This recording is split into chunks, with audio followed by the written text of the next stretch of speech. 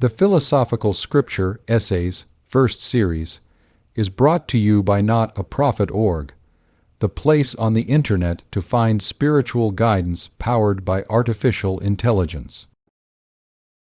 I ought to be equal to every relation. It makes no difference how many friends I have, and what content I can find in conversing with each, if there be one to whom I am not equal. If I have shrunk unequal from one contest, the joy I find in all the rest becomes mean and cowardly. I should hate myself, if then I made my other friends my asylum. The valiant warrior famoused for fight, after 100 victories, once foiled, is from the book of honor raised quite, and all the rest forgot for which he toiled. Our impatience is thus sharply rebuked. Bashfulness and apathy are a tough husk, in which a delicate organization is protected from premature ripening. It would be lost if it knew itself before any of the best souls were yet ripe enough to know and own it. Respect the nederlangsamkeit which hardens the ruby in 1,000,000 years, and works in duration, in which Alps and Andes come and go as rainbows. The good spirit of our life has no heaven which is the price of rashness. Love, which is the essence of God, is not for levity, but for the total worth of man. Let us not have this childish luxury in our regards, but the austerest worth. Let us approach our friend with an audacious trust in the truth of his heart, in the breadth, impossible to be overturned, of his foundations.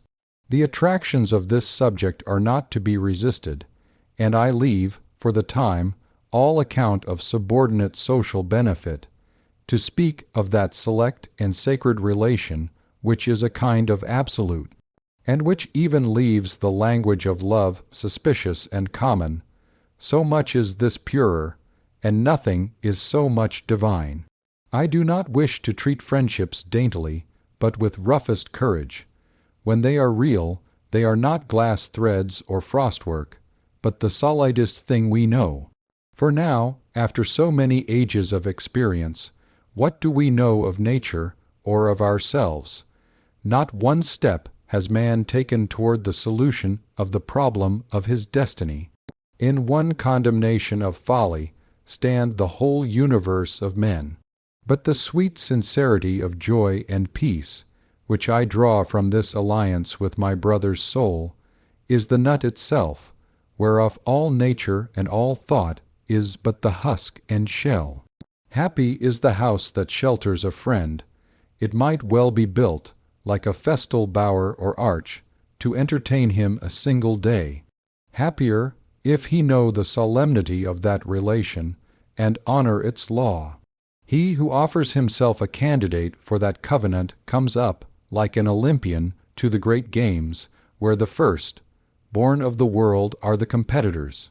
He proposes himself for contests where time, want, danger are in the lists, and he alone is victor who has truth enough in his constitution to preserve the delicacy of his beauty from the wear and tear of all these.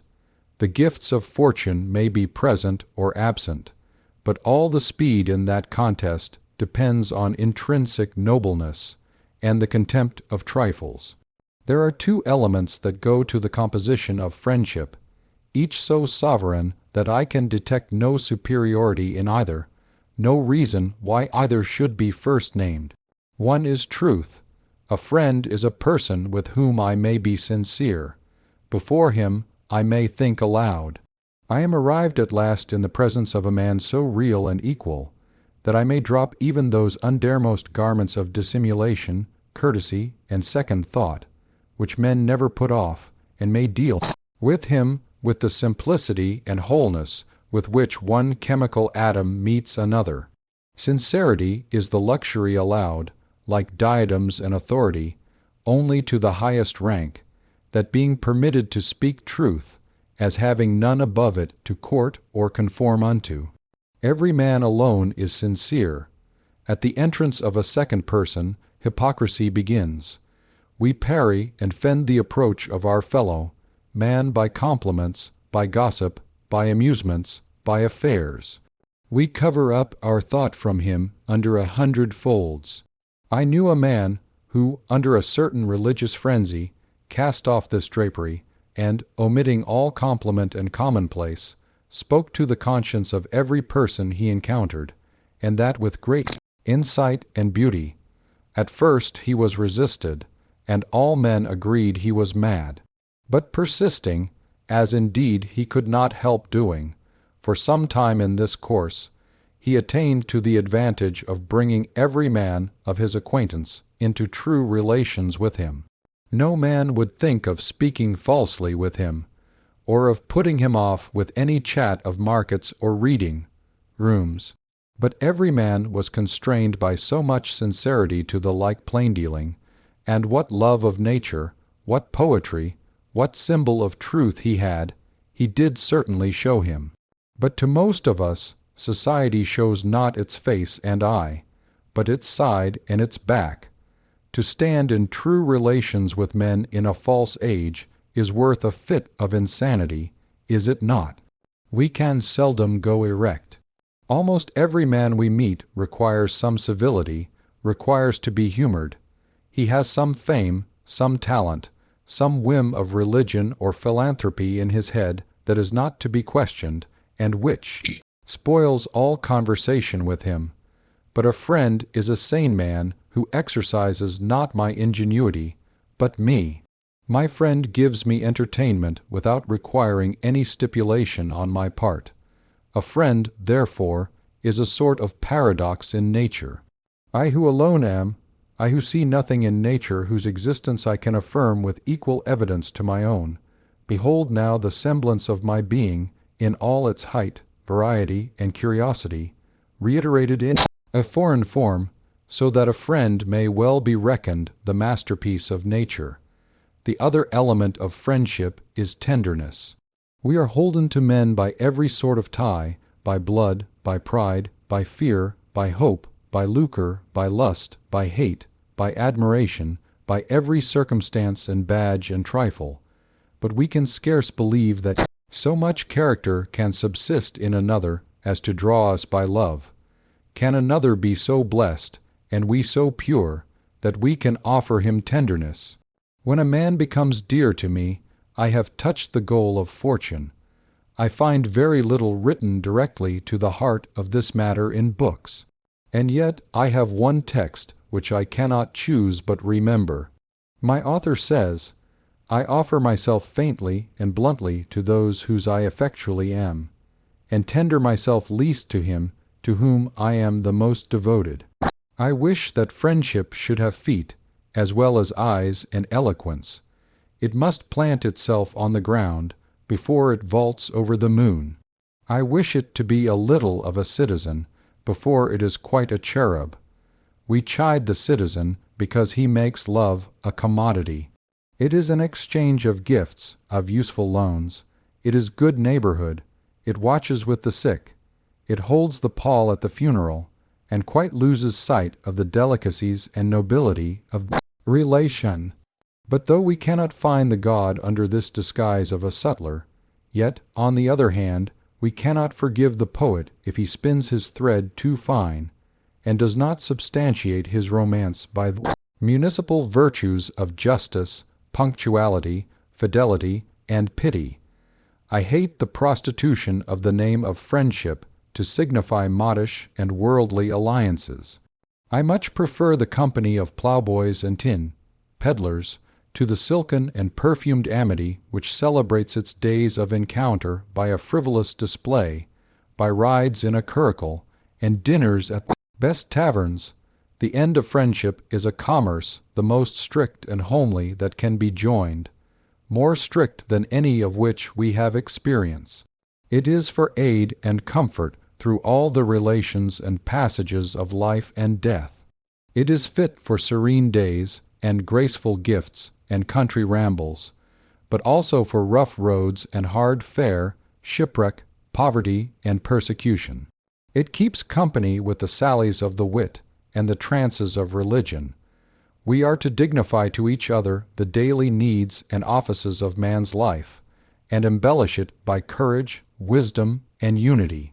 It should never fall into something usual and settled, but should be alert and inventive, and add rhyme and reason to what was drudgery.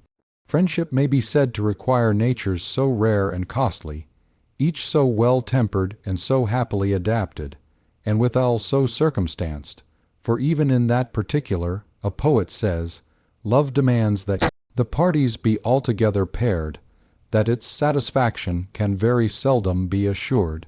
It cannot subsist in its perfection, say some of those who are learned in this warm lore of the heart, betwixt more than two. I am not quite so strict in my terms, perhaps because I have never known so high a fellowship as others. I please my imagination more with a circle of godlike men and women variously related to each other, and between whom subsists a lofty intelligence. But I find this law of one-to-one peremptory for conversation, which is the practice and consummation of friendship. Do not mix waters too much, the best mix as ill as good and bad. You shall have very useful and cheering discourse at several times with two several men, but let all three of you come together, and you shall not have one new and hearty word.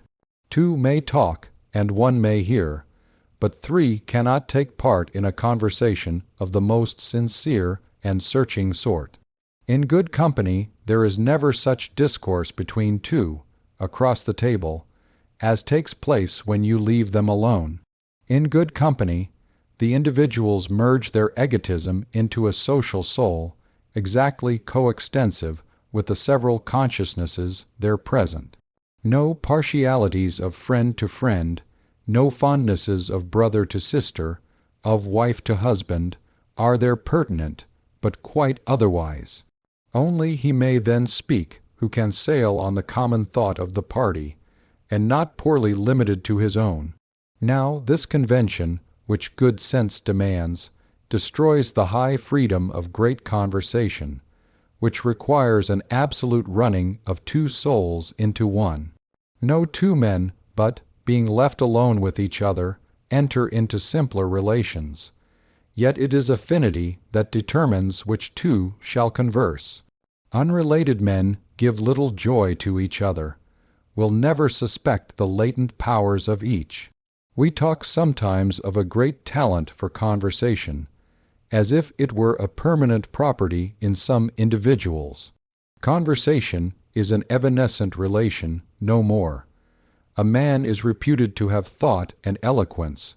He cannot, for all that, say a word to his cousin or his uncle. They accuse his silence with as much reason as they would blame the insignificance of a dial in the shade. In the sun it will mark the hour. Among those who enjoy his thought, he will regain his tongue. Friendship requires that rare mean betwixt likeness and unlikeness, that piques each with the presence of power and of consent in the other party. Let me be alone to the end of the world, rather than that my friend should overstep, by a word or a look, his real sympathy. I am equally balked by antagonism and by compliance. Let him not cease an instant to be himself. The only joy I have in his being mine is that the not mine is mine. I hate where I looked for a manly furtherance, or at least a manly resistance, to find a mush of concession. Better be a nettle in the side of your friend than his echo. The condition which high friendship demands is ability to do without it. That high office requires great and sublime parts. There must be very two, before there can be very one. Let it be an alliance of two large, formidable natures, mutually beheld, mutually feared, before yet they recognize the deep identity which beneath these disparities unites them. He only is fit for this society who is magnanimous, who is sure that greatness and goodness are always economy, who is not swift to intermeddle with his fortunes. Let him not intermeddle with this. Leave to the diamond its ages to grow, nor expect to accelerate the births of the eternal. Friendship demands a religious treatment. We talk of choosing our friends, but friends are self-elected. Reverence is a great part of it. Treat your friend as a spectacle. Of course, he has merits that are not yours, and that you cannot honor, if you must needs hold him close to your person. Stand aside, give those merits room, let them mount and expand. Are you the friend of your friend's buttons, or of his thought? To a great heart he will still be a stranger in 1,000 particulars, that he may come near in the holiest ground. Leave it to girls and boys to regard a friend as property, and to suck a short and alcan, founding pleasure, instead of the noblest benefit. Let us buy our entrance to this guild by a long probation. Why should we desecrate noble and beautiful souls by intruding on them? Why insist on rash personal relations with your friend?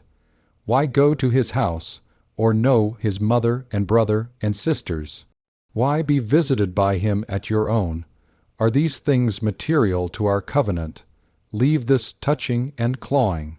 Let him be to me a spirit, a message, a thought, a sincerity, a glance from him I want, but not news nor pottage. I can get politics and chat and neighborly conveniences from cheaper companions. Should not the society of my friend be to me poetic, pure, universal, and great as nature itself? Ought I to feel that our tie is profane in comparison with yonder bar of cloud that sleeps on the horizon, or that clump of waving grass that divides the brook? Let us not vilify, but raise it to that standard. That great, defying eye, that scornful beauty of his mien and action, do not pique yourself on reducing, but rather fortify and enhance. Worship his superiorities, wish him not less by a thought, but hoard and tell them all. Guard him as thy counterpart. Let him be to thee forever a sort of beautiful enemy, untamable, devoutly revered, and not a trivial conveniency to be soon outgrown and cast aside. The hues of the opal, the light of the diamond, are not to be seen if the eye is too near. To my friend I write a letter, and from him I receive a letter. That seems to you a little. It suffices me. It is a spiritual gift worthy of him to give, and of me to receive. It profanes nobody. In these warm lines the heart will trust itself, as it will not to the tongue, and pour out the prophecy of a godlier existence than all the annals of heroism have yet made good. Respect so far the holy laws of this fellowship as not to prejudice its perfect flower by your impatience for its opening. We must be our own before we can be another's. There is at least this satisfaction in crime, according to the Latin proverb: you can speak to your accomplice on even terms. Crimen quos inquinet equat. To those whom we admire and love, at first we cannot.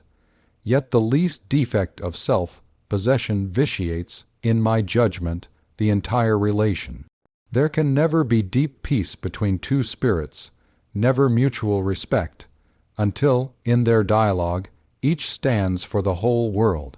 What is so great as friendship, let us carry with what grandeur of spirit we can. Let us be silent, so we may hear the whisper of the gods.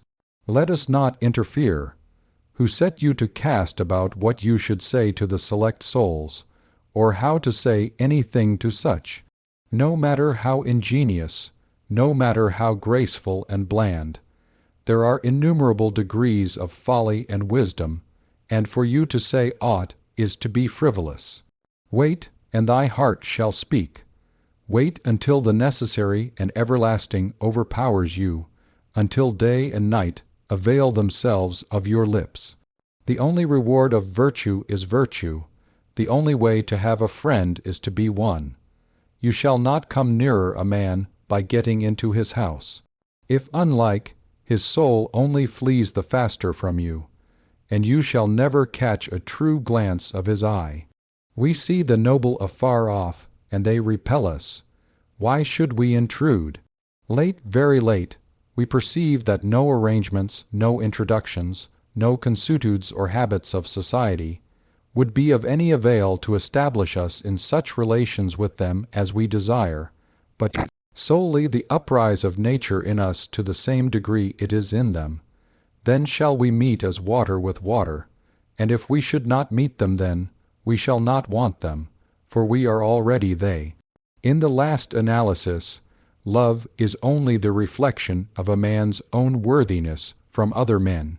Men have sometimes exchanged names with their friends, as if they would signify that in their friend each loved his own soul. The higher the style we demand of friendship, of course, the less easy to establish it with flesh and blood. We walk alone in the world. Friends, such as we desire, are dreams and fables. But a sublime hope cheers ever the faithful heart, that elsewhere, in other regions of the universal power, souls are now acting, enduring, and daring, which can love us, and which we can love.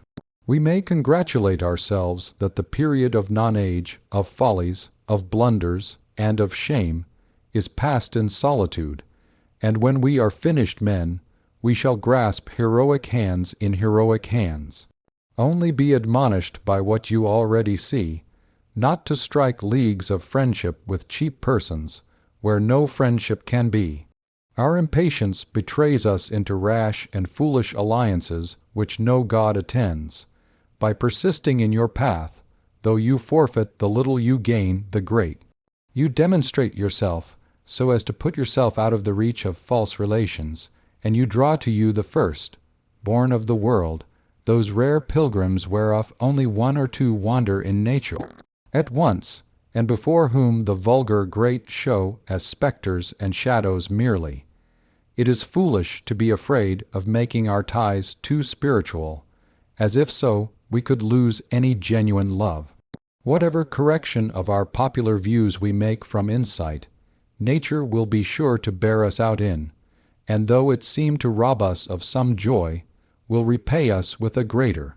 Let us feel, if we will, the absolute insulation of man. We are sure that we have all in us. We go to Europe, or we pursue persons, or we read books, in the instinctive faith that these will call it out and reveal us to ourselves. Beggars all, the persons are such as we, the Europe an old faded garment of dead persons, the books their ghosts. Let us drop this idolatry, let us give over this mendicancy, let us even bid our dearest friends farewell and defy them, saying, "Who are you? Unhand me, I will be dependent no more." Ah, seest thou not, O brother, that thus we part only to meet again on a higher platform, and only be more each other's, because we are more our own? A friend is Janus, faced, he looks to the past and the future. He is the child of all my foregoing hours, the prophet of those to come, and the harbinger of a greater friend. I do then with my friends as I do with my books. I would have them where I can find them, but I seldom use them. We must have society on our own terms, and admit or exclude it on the slightest cause. I cannot afford to speak much with my friend. If he is great, he makes me so great that I cannot descend to converse. In the great days, presentiments hover before me in the firmament. I ought then to dedicate myself to them. I go in that I may seize them. I go out that I may seize them. I fear only that I may lose them receding into the sky, in which now they are only a patch of brighter light. Then, though I prize my friends, I cannot afford to talk with them and study their visions, lest I lose my own. It would indeed give me a certain household joy to quit this lofty seeking, this spiritual astronomy or search of stars, and come down to warm sympathies with you.